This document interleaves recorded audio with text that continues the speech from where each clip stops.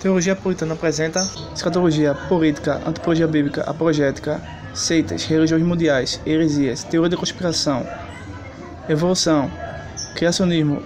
Eu sou Luciano Firmino e você está no canal oficial de Apologética e Teologia. Assista, compartilhe e se inscreva. Estamos de volta aqui no canal com mais um vídeo.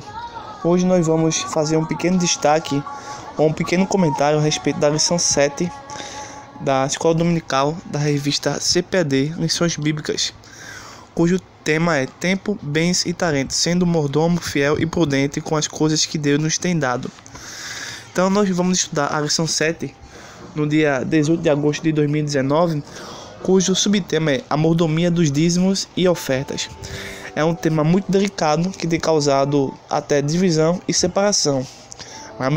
Lamentavelmente, esse estudo, em alguns casos, não traz a unificação, ao contrário, subdivisão. Para entender bem esse tema, precisamos de uma oração a princípio e do temor da palavra. Vamos aqui fazer uma rápida reflexão e uma análise exegética e hermenêutica sobre este ensinamento e sobre este tema específico. Provavelmente, a conclusão que nós vamos oferecer neste estudo será diferente da estrutura no qual a teologia construída na lição de número 7 foi feita. Todavia, jamais em hipótese alguma vamos discordar das escrituras sagradas, seja do Antigo ou do Novo Testamento. Estamos apenas discordando das conclusões nas quais a lição de número 7 chega a ensinar e a doutrinar os cristãos das igrejas da Assembleia de Deus. Então, na lição 7, nós vamos encontrar o texto áureo, que é o clássico texto que defende o dízimo, que é Malaquias capítulo 3, verso 10, que diz assim: trazei todos os dízimos à casa do tesouro, para que haja mantimento na minha casa, e depois fazer prova de mim, diz o Senhor dos Exércitos, se eu não vos abrir as janelas do céu, e não derramar sobre vós uma bênção tal, que dela vos advenha a maior abastança. Temos também a verdade prática, que é a entrega do dízimo e das ofertas é uma bênção e um privilégio para quem é grato e fiel a Deus. Depois temos a leitura diária, é isso? E temos a leitura bíblica em classe, que é a leitura do livro de Malaquias, o profeta Malaquias, capítulo 3, versículo 7 ao versículo 12, que diz assim: desde os dias dos vossos pais vos desviaste nos meus estatutos, e não os guardaste. Tornai-vos para mim, eu tornarei para vós, diz o Senhor dos Exércitos. Mas vós dizei, em que havemos de tornar? Roubará homem a Deus? Todavia, vós me roubais, e dizeis, em que te roubamos? Nos dízimos e nas ofertas. Ó maldição, sois amaldiçoado, porque me roubais, a mim, vós toda a nação. Trazei todos os dízimos à casa do tesouro, para que haja mantimento na minha casa, e depois fazer prova de mim, diz o Senhor dos Exércitos, se eu não vos abrir as janelas do céu, e não derramar sobre vós uma bênção tal, que dela vos advenha a maior abastança.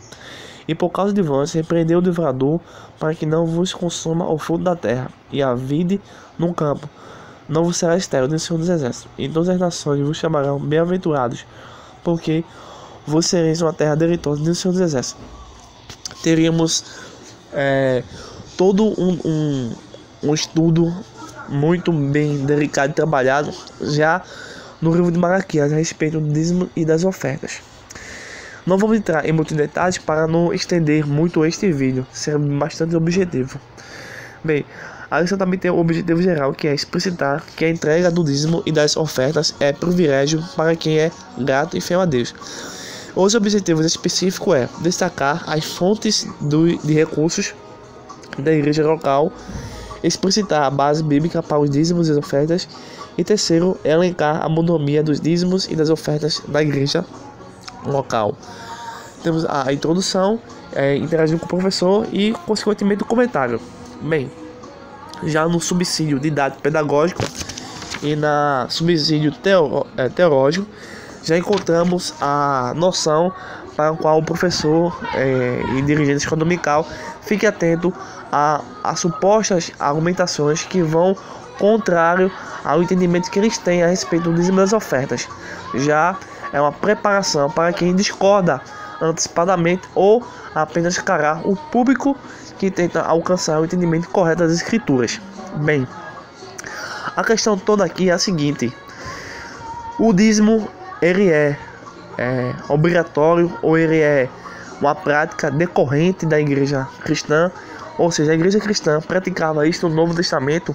O dízimo é uma função, é uma obra, é um ato que deve estar dentro da igreja do Novo Testamento, consequentemente nos dias atuais. O dízimo, portanto, é válido para a igreja de Cristo, sim ou não? Com certeza 99,9% das igrejas evangélicas, ou 90%, acredito que sim, e usam textos fora do contexto. Pois bem, vamos entrar agora neste assunto. Propriamente dito, o dízimo será um ato voluntário para a igreja do Novo Testamento ou para nossas igrejas de hoje em dia? Pelas escrituras, não. Diferentemente dos 90% das igrejas que dizem sim, as escrituras dizem não. Por quê? Malaquias capítulo 3, versículo 7 ao versículo 12, já disse que a casa do Senhor era um templo de Jerusalém, tá certo? O templo que ficava em Israel, e não a igreja de Cristo, que é formada por pessoas, tá certo? Isso é muito claro, isso é muito óbvio. Porém, as pessoas tendem a fazer comparações indevidas e acabam fazendo conclusões erradas. Porém, o intuito aqui não é desviar ninguém da fé, ao contrário, aumentar a fé e a unidade da pessoa de Cristo. Então, além do mais, quando nós entendemos as passagens no qual os dízimos dentro da lei mosaica, você vai ver que em Números capítulo 18, verso 21 ao 24, estes dízimos serviam para sustentar os levitas. Hoje em dia a igreja de Cristo não tem levitas, pois isso fazia parte dos rituais, das práticas do Novo Testamento. Depois disso, nós encontramos no mesmo capítulo de Números 18, verso 21 ao 24, no verso 25 a 32, que os dízimos eram dados à família de Arão. Os dízimos eram recolhidos no tabernáculo e depois no templo. Então, isto não é a igreja do Novo Testamento, sim a sombra do Antigo Testamento. Bem, o Novo Testamento não temos levita, como já afirmamos, muito menos o tabernáculo ou um templo central, no qual todos os fiéis devem ofertar constantemente. Tudo isto foi finalizado na cruz, justamente com a velha aliança. Você pode ver isso em Efésios capítulo 2, verso 5, Colossenses capítulo 2, verso 14 e Hebreus 9, verso 1 ao verso 17. As referências ao dízimo no Novo Testamento encontram-se agrupadas em dois temas. O primeiro tema é Jesus vai criticar os religiosos. Aí você vai ter Mateus capítulo 23, verso 23, Lucas 11, verso 42 e capítulo 18, verso 12 de Lucas. Essas são três passagens no qual os dízimos é citado no Novo Testamento, onde é um tema onde Jesus critica e é usado para ensinar que os cristãos devem dizimar. Porém, veremos logo em seguida que isso é um desvio da passagem ou da ênfase da passagem.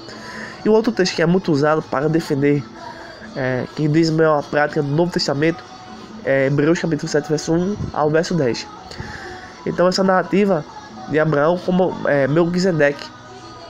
Então esses são 4 textos que é usado no Novo Testamento para ensinar ao público que a prática é bíblica para a igreja atual. Porém, ao analisar as passagens e a história, a narrativa, veremos que não. Por exemplo, nas 3 passagens no qual Jesus critica os religiosos, que é Lucas 11, verso 42 e o capítulo 18, verso 12 e Mateus 23, verso 23, nós vamos ver que isso tudo é uma crítica que Jesus fazia aos judeus, pois a ordem para que os cristãos deem dízimo nas igrejas não fazia parte naquele cenário, tá certo?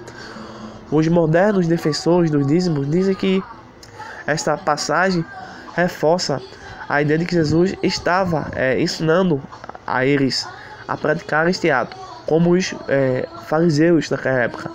Bem, o fato de Jesus obedecer a tudo que o Antigo Testamento dizia, não significa que seria incorporado na nova aliança. Vimos que em outras passagens que ele gravou basicamente as sombras do Antigo Testamento na cruz.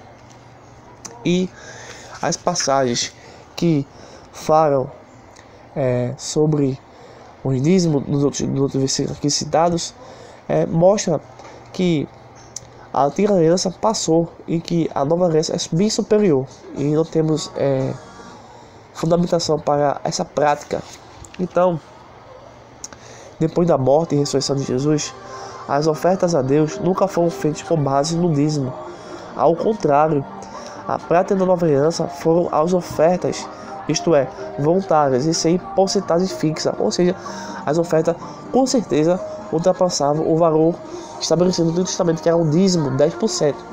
Então, lamentavelmente, essa lição de número 7 ela no mínimo tendenciosa e se desvia da verdadeira questão, pois o Novo Testamento ele apenas recebe as ofertas voluntárias dos seus servos. Os dízimos é uma prática judaica contida unicamente no Antigo Testamento, porque havia o Templo de Jerusalém e outras práticas.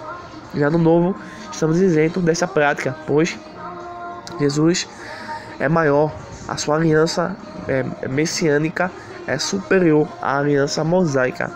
Então espero que todos tenham entendido a nossa questão, e que se você tiver alguma sugestão, dúvida ou crítica, possa comentar nos comentários. E se você gostou desse vídeo, se inscreva, compartilhe e até o próximo vídeo.